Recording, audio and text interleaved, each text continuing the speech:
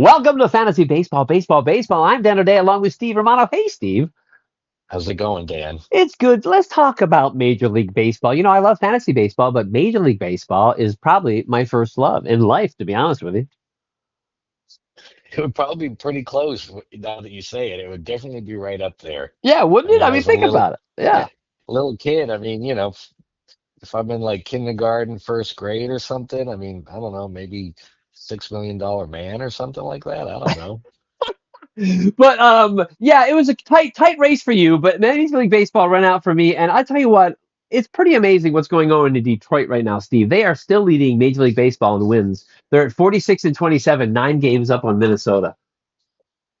Well, yeah, I mean, what's there to say? I mean, they just keep playing Yeah. better than I would have expected.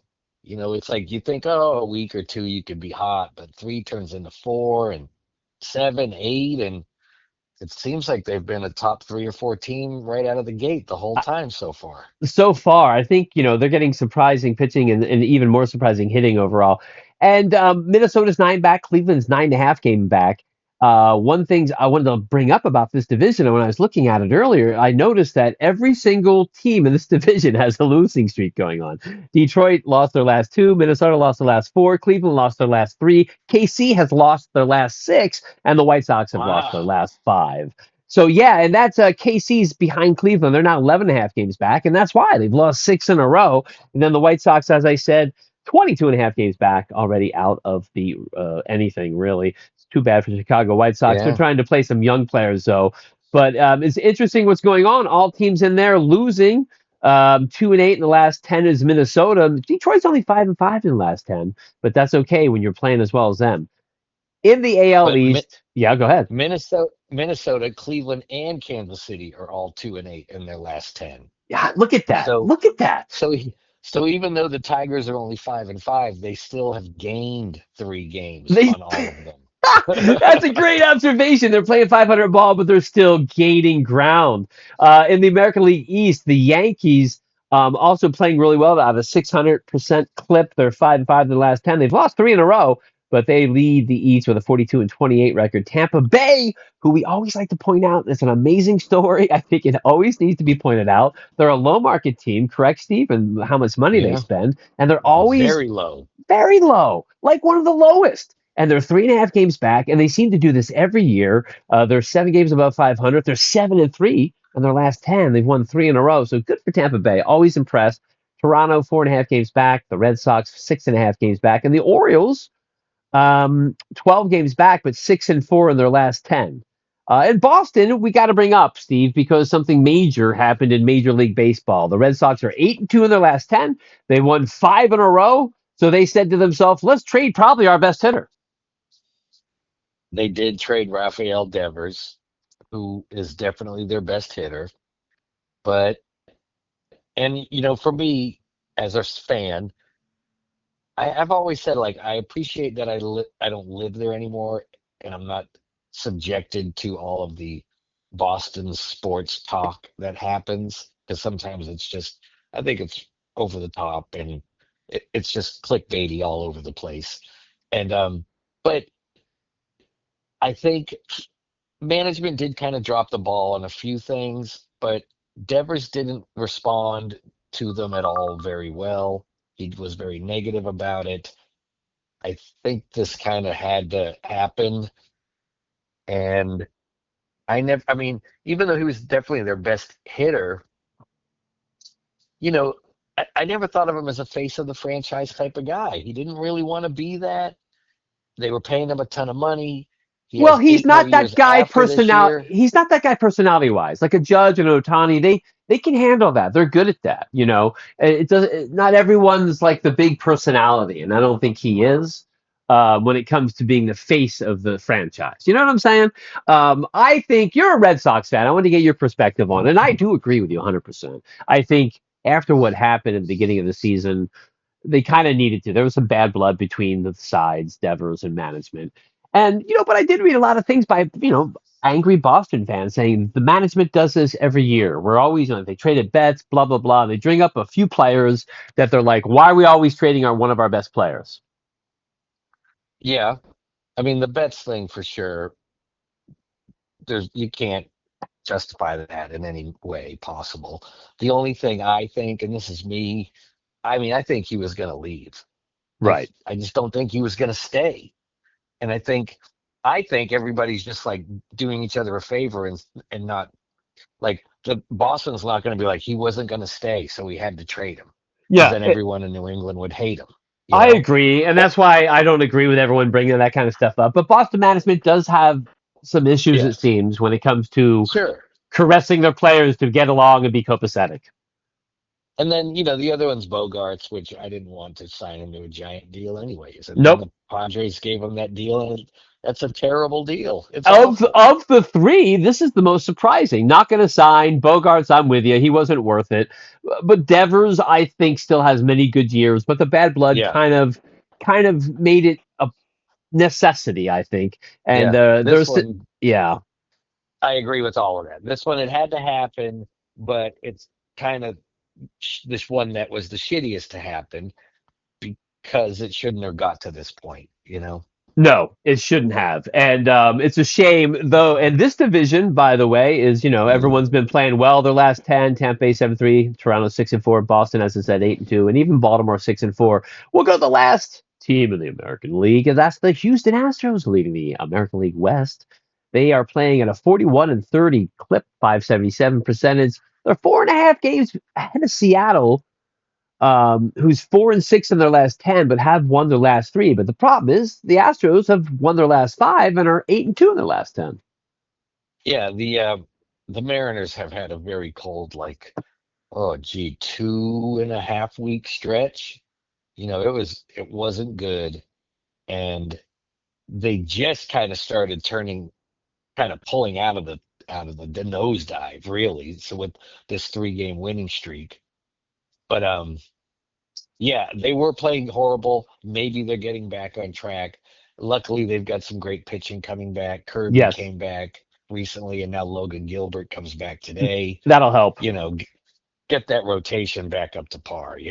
It seems to me the hitting is starting. There's a few players who are streaky. There's a few hitters that seem to be hitting again. They are not for a while. Their hitting seems to be coming around. I'm a Seattle fan. You live in Seattle. They're 4.5 games back. Texas, they're 2 games above 500. And Texas, 36-36 at 500, 5.5 games back, but 7-3 in their last 10, and they've won four in a row. So the Rangers seem to be getting it together a bit also. Yeah, this might be the first time they're at 500 for the season. Is I it? think I No? think you're correct. Without looking, I believe. If not, maybe recently they were and they dipped back down. But I think you're correct. No, they've won four in a row. So Yeah. yeah, I think you're correct. Good for Texas. They do have a lot of good players. I like their team when I look at their roster. The Angels 7.5 games back, below 500, and the A's they're 13 games back, but they have won three in a row. Oh, yeah.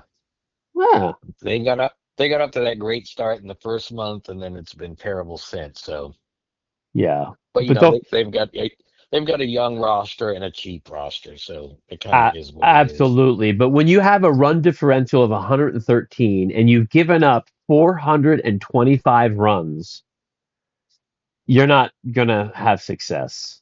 Ooh, 425 That's runs. how many runs. There's only one team, and we'll get to it, but you can probably guess who it is giving up more runs. And we'll go right to the Yeah. NL West because I want to talk about the team that got Devers. The Dodgers lead the West with a 43-29 record. They're 6-4 in their last 10, a 2-game winning streak. They're 2 games up, but just looking at my abacus here, San Francisco is only 2 games back, and they've lost the last two. So they were tied a couple of games ago. I did not realize.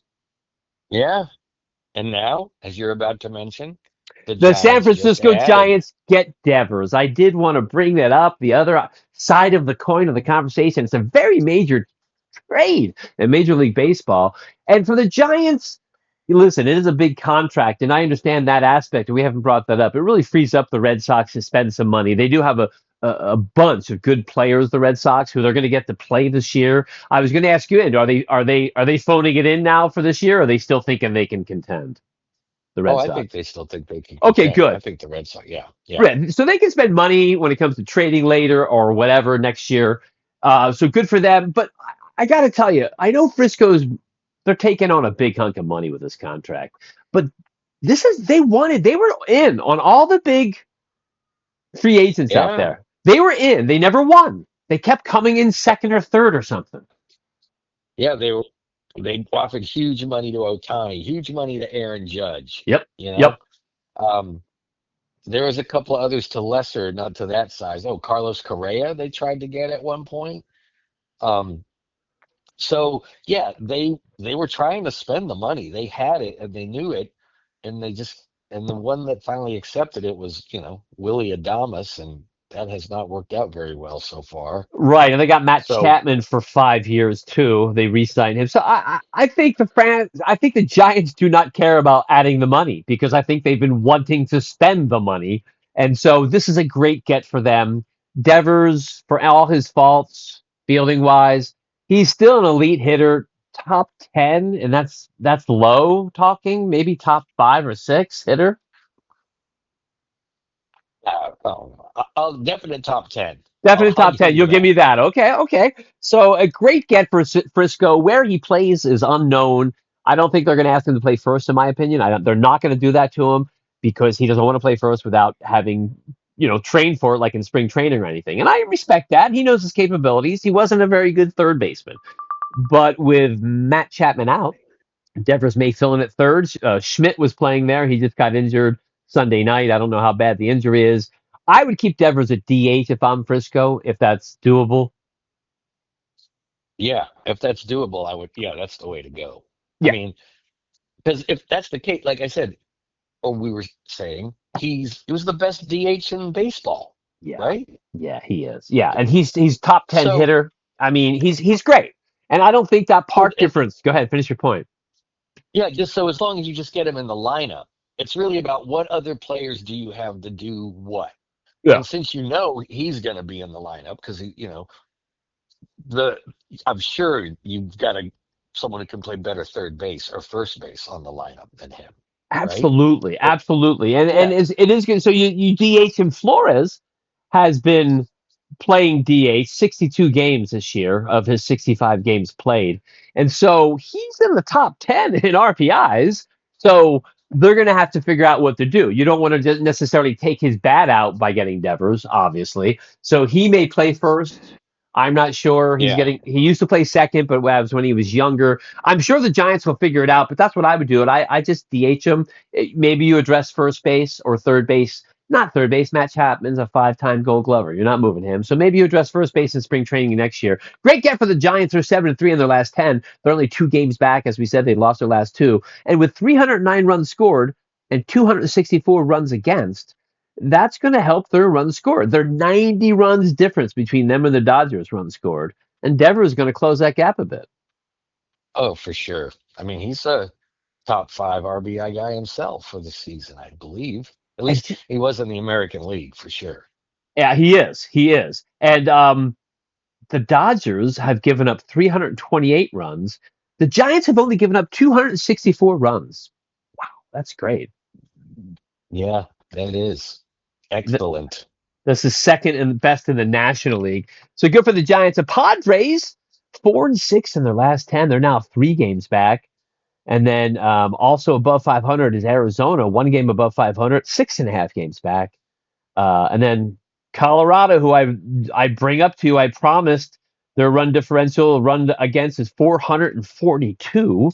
Uh, yeah, they've given up that many runs, a negative Oh, 203 in run differential, given up that many more runs than scored. They are 14 and 57, but Steve, 3-7 in their last 10 is good for them. yes, I believe at one point, right, weren't they like 9 and 50 or 10 and 50 at one point? Right. So maybe, yeah, exactly. So, they are playing a little better. Sad days in Colorado. That's the NL West. The NL Central, we got the Cubs leading. They're 5.5 games up in Milwaukee. The Cubs, 44 wins, second best in the National League, third in the major leagues. Milwaukee, 5.5 games back, 5 games above 500. The Reds are above 500, 7 games back. St. Louis is above 500, 7 games back. They're tied at 37-35. And then the Pirates, 29 and 44. They're 15.5 games back. This division is going to be tight. I think, 7 games back is nothing, but the Cubs are playing really well, 5-5 in the last 10. but they have scored 385 runs. Only the Dodgers are better in the National League. This is of all the divisions, this one has four teams that have a plus run differential on the season. Wow, That's look at that. that's Yeah. it's the only division that can say that. There's Yeah. many that have three, but they've got four. I mean, everybody's playing pretty decent. They A couple are are. just saying St. Louis is kind of cold lately, but they had been playing great. And Milwaukee, look at Milwaukee, surprisingly giving up 295 runs, but it seems like, I mean, I know they've had a lot of pitching injuries for Yeah, they sure, have. They have. but they've had a ton of options. Like it seems like they've had some fairly successful journeyman acquisitions and some decent call ups. Not that I guys are agree with killing you. it, but They seem to always acquire a second or third tier pitcher who really helps. yeah. So Yeah. I'm a little shocked that they've given up that many runs. I would have thought it'd been lower, but Yeah, and they're playing well though. I love Milwaukee. It's a great baseball town actually. Um, and that is the roundup of the Central. And then the NL East, the best team in the National League, the Mets have 45 and 27. They're 2.5 games up on the Phillies. Um, they've lost three in a row, the Mets. The Phillies have won four in a row. So it was like five and a very, half. Yeah, big swing. yeah, very nice for you. Very Yeah, nice. as a Philly fan, I'm loving it. We've had some pitching injuries. It's been an issue. Um, so we're trying to. Harper's also out. Our offense is a little limited. We got a couple young guys up, but they're hanging tight. The winning four in a row is good. Without Harper, even better. So we're hanging. We feel good still about our team. The Atlanta Braves, 13 games back, 8 games below 500. I mean, from where weren't they? From where they started, it's not so bad. Well, no, yeah, because they did start 0-8. So they're Right. So, basically 31-31 since. exactly. So they're playing But 500 ball. They've had some injuries also, but they got Acuna back. and then yeah, and then that's when they started faltering. They had battled back to 500 and right around the same time he came back, and then now they're 8 games under again. Yeah, it did make a change. We noticed that, and we'll see how they play. They're playing 500 ball since that 0-8 start. Washington 14 and a half games back, and Miami 15 and a half games back. One thing about Washington need to bring up, they've lost 8 games in a row, and they're 1-9 in their last 10.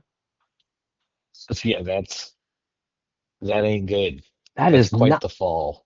No, it's quite the fall. I mean, so they weren't that far behind, but eight in a row, negative 63 run differential. But I wanted to bring up the Mets. I was surprised in losing Senga to injury for possibly up to a month. Their runs against is only 248, Yeah. which is the best in the National League. So I was surprised by that. I know things have been going well in New York, but losing Senga may hurt that. They've lost three in a row. That's the races going on in all six divisions. Steve, anything surprising that jumps out at you? I would not have guessed that Tampa Bay would be second in the AL East. I Right. mean, I don't know why. I should always count on it, it seems, but Yeah. I really did think it did seem like they had enough injuries going on and didn't have really the one or two blue chippers they always seem to have. Yeah. So I thought, I mean, I still thought they'd be like good, like Sure. 500, but Right. I wouldn't expect them to be second in the division as we approach the halfway mark. No, and Toronto and Boston, I thought would be decent, and I thought Baltimore would be better than they're playing, although they're hot recently. Really, always interesting to go through how the teams were going, and I always like to now go and look at some stats, Steve, because some stats stick out more than others.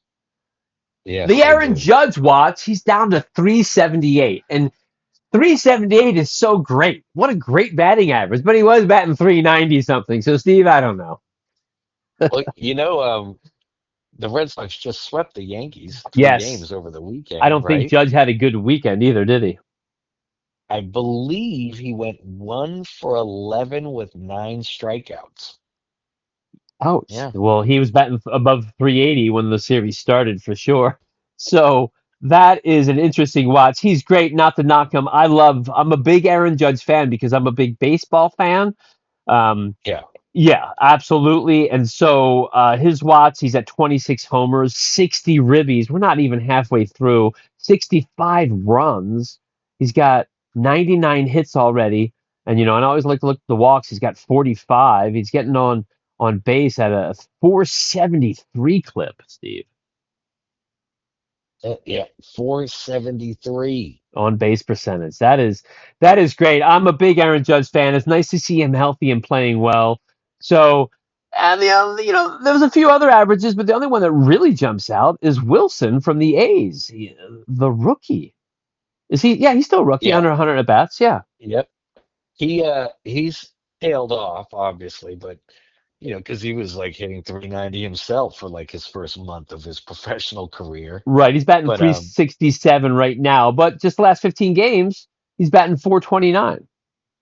oh, okay. Yeah, Like a roller coaster. He's going back up. yeah. Yep. Uh, Gonna take another ride. Big fan of him. I mean, the A's actually have a lot of good young players if you look at their roster. Yeah. They they draft fairly well. I mean, obviously they're no Tampa Bay, No. but Eh, they do good they do good enough to continue that allows them to continue to be cheap. Playing baseball with a team but no city. I mean, they got no city really this year. And so it's tough for them to play in that small park for their pitching. I mean, I wouldn't want to groom a young pitcher in that park, that's for sure. And the home run watch is always interesting. We have three people. We have Judge, Raleigh, and Otani, 26, 26, and 25, all above 25 in the home runs. No surprise there. Schwarber at 22 next. No surprise. Suarez at 21. No surprise. And the last person with 20, Carroll with 20 home runs. Surprise. Yeah, that is a bit of a surprise. I mean, I know he's has 30-30 potential every year. That goes without saying, but he has been injury prone. So to see him, with 70 games played, so it doesn't look like he's missed more than maybe a game, if at all, and on pace for 45 home runs. Yeah, Yeah, he's doing great. He's got his 10 stolen bases too. It's nice. Another player. It's nice to see that he's healthy. To be honest with you. And then in RBIs, we got a few guys. We'll bring up um, Devers. He's in the top three, but Alonso leads the major leagues with 63 ribbies. And I got to tell you, Juan Soto, I'm a fan of his skills. Wasn't a fan of when he was playing bad and maybe said something he didn't want to say that he had the best hitter in baseball batting behind him last year. Do you remember that statement he made? yeah, yep, I do. Well, Alonso's leading the major leagues with 63 ribbies. He's batting 293, which is not very Pete Alonso like. Great to see. He's usually has a lower average with 17 homers. So good to see him having a great season in New York. Judge at 60 ribbies. And then Devers third in the major leagues with 58, tied with Suzuki with 58. Devers, that's a big bat to lose for the Red Sox. It is. And I had just because you had mentioned Juan Soto, I wanted to look at something. So I went and looked at the walk leaders. And Yes. Juan Soto leads everybody in walks with 60. And Yeah. Devers is right there at 56. Wow. Uh, So another aspect of Denver games we don't really think about that aspect, but the guy knows how to Devers get has on. an he Wow. has an on base of 401, Devers. Oh, wow. Right? Yeah, Okay, you keep him at DH for sure. there's seven players with enough qualified at bats or plate appearances for on base that are over 400. Wow. Judge at 473, Will Smith, catcher for the Dodgers at 419, J.P. Crawford, the Mariners shortstop at 411, What? Jonathan Aranda, yeah, right. Jonathan Aranda 411, Freddie Freeman 405, Jacob Wilson, the rookie 401, and Devers 401. Those are Wow. seven players. Above 400 in on base percentage. Otani's next with a 393. Just to bring it up because that makes sense. Wow. Couple people that are surprising. Aranda having a great season for Tampa Bay. Uh, 319. He's batting with 8 homers and 39 ribbies. One of the reasons they're playing as well as he can. He only had 128 bats last year. So pretty much a young guy getting some playing time and thriving. Yeah, and he was thought of highly to some degree, you Oh yeah. know. Oh yeah. He had some But stock. how about J.P. Crawford for the Mariners, batting 296, 411 OBP, 413 slugging. He's got an 824 ops. J.P. fucking Crawford. I mean, 296. That's great. I mean, let's take a look real quick at his career, walk wise. I mean, he did have 1 year with 94 walks. Um, so that hmm, was in 2023. But the year before, with almost the same amount of at bats, he only had 68. So he's definitely at a higher clip than he usually is. But he's done it once before when he finished with a 380 on base percentage. what year was that? 2022. What's his highest average ever? 23, I'm sorry, was the 380 on base percentage. His highest average, not counting this year, would be 2021 with 273, but he had a 266 average in 2023 with that 380 on base, and he had those 94 walks. I mean, most of the seasons he had similar at bats. I mean, the year he had 619 at bats, he only had yeah, wow, he only had 58 walks. So he did have that one season. Maybe they had a good hitting coach that year. I'd like to look into that. That he was being a little more patient at the plate. He's doing it again this year, so good for J.P. Crawford, and that's helping the Mariners. I'm a Mariner fan. Like, nice to see them play well. A couple of pitching stats before we get off. The ERA leader in the Major League Baseball, Senga on the DL. A big loss for the Mets. Yeah. I mean, he's in his short but very impressive career when he's on the mound. He's had some injuries, and a lot of it has too been like those weird like a calf pull or a hamstring, or he falls off the mound wrong after a Right. pitch, or he's covering first base. Like he hasn't really had like shoulder arm issues. It's always just this weird fielding things that have been messing with him. Yeah, and that's why, this is a positive that he didn't hurt his arm, but I heard it could be up to 4 weeks. So we hope Senga gets back. Skeens is second with a 1.78 ERA, and Brown from the Astros with a 1.88, and Freed with a 1.89. Those are your top four ERA leaders. Uh, Bubik, if that's how you pronounce his name, with a 1.92 for Kansas City. That's kind of surprising. And then Schoolboy at 199. So there's six players with ERAs under two. Wow. Dang. Yeah, that's Yeah. that's impressive. DeGrom is next with 2.19, and then okay, Crutchett, Alexei. Yeah. DeGrom, I mean, missed the whole year with Tommy John. Now he's right there. I mean, look at 2.19 ERA, a 0.91 whip. Yeah, he's so, Opponents are batting 197 against him. it's Mm, so nice to see him. And then there's another Ranger right behind your pitcher, who with a 2.34 ERA, Mal, and then yeah. Peterson with the Mets. And then I want to bring up Ray, another pitcher like DeGrom, who was injured with a 2.55 ERA, tied with Rasmussen. That's the top 11. Pitching well. Nice to see. I like to see pitchers like that, like really quality pitchers who were great. Ray was great. Didn't he win a Cy Young? I don't Yeah, know. he won a Cy Young with the Blue Jays and then became an unrestricted free agent after that season. Mariners signed him to a 5 year, like, 20 million a year, 21 mil a year deal, which I thought was great. And then I think he got injured in the second year of it, right at the same time the Mariners youth movement of pitchers were all getting promoted. So when he came back, he was somewhat expendable. They traded him, and none What of the, that trading has none of it gone well. none of it's panned out. Well, nice to see him healthy. So two injured pitchers with histories pitching well. Those are some of the stats that stick out with me. Steve, real quick, strikeouts. I'm sure you can guess who's the strikeout leader without looking. Don't look. Well, it's my guy, right? Crochet. Well, once again, it's Gore with two strikeouts more than him. Gore has Ah, 119. Crochet has. why do I keep forgetting that guy? I know it's hilarious, but he keeps pitching well. Obviously, strikeout wise, your guy with 117 and Scooble with a 111 and Wheeler with a 110. Um, Yeah, and Rodon and Sale for the top five, 107, 107. So those are his strikeout leaders. Strikeouts are, really important in today's game, I would say, wouldn't you?